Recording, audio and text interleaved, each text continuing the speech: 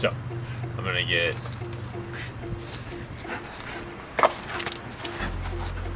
get started on this Veloster again. All I need to do is top off of the trans fluid and put some coolant in there. Let's get started. So I'm gonna hop on topping off the trans fluid first.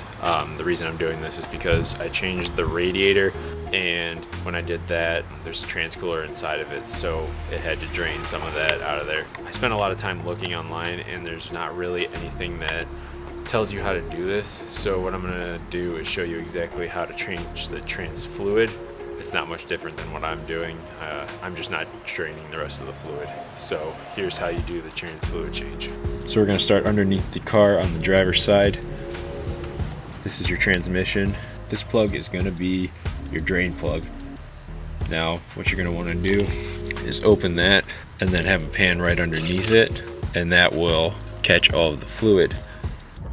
Coming up from where the trans drain plug is, right on the front of the engine is going to be your fill plug. And for that, you just need to put a 3/8 socket in there and back it out, and that's where you will fill from. Before I turn the car on, I'm gonna let the trans fluid circulate a little bit before I go to top it off. So my hopes is that it'll push some fluid up and into the radiator where it actually stores it.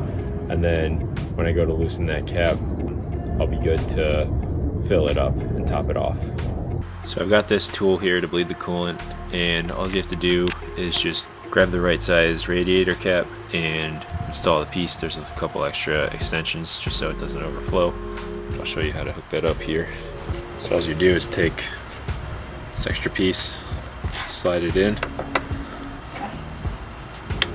and then you put that over top, and it tightens down on it so that nothing will leak out of there, and then just slide the bleeder in there, nice and easy. And this is just the plug that goes in it to prevent coolant from spilling out when you take it out.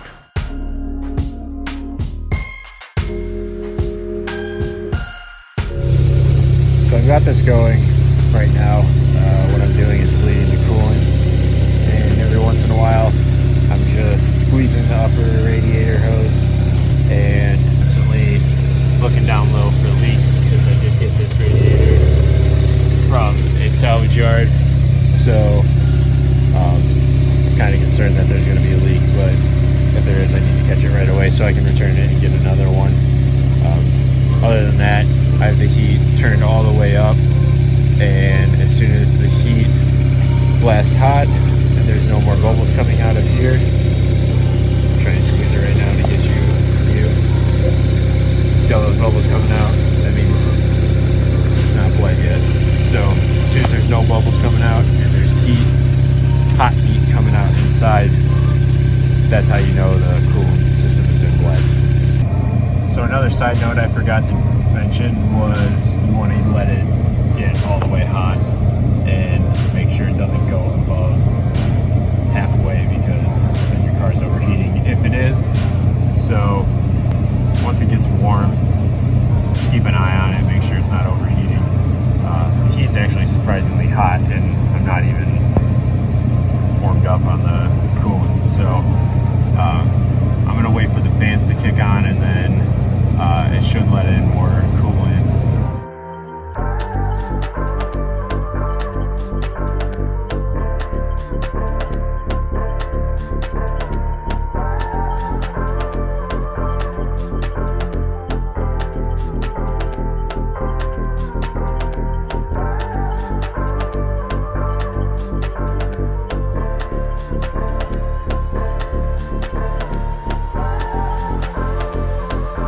Alright, while I was waiting for the fans to kick on, they actually still haven't. Should be any time now, but while I was waiting for the fans to kick on, I went ahead and removed the tint from this headlight. If you ever remove tint and it leaves a lot of sticky residue, use Goo Gone and just take a shop rag and scrub at it. It took me probably like 10 minutes to get all of the goo. Alright, so I can't get these fans to turn on. The car's just running too cold. So been about probably 30 minutes, so I'm just gonna call it quits, and after I drive it, I'll just hope that the fans turn on while it's going, and then I'll just top it back off as soon as that happens. But all I'm gonna do now to finish this up is turn off the car and then go plug the filler and pull it out and then put the radiator cap back on, and that's it.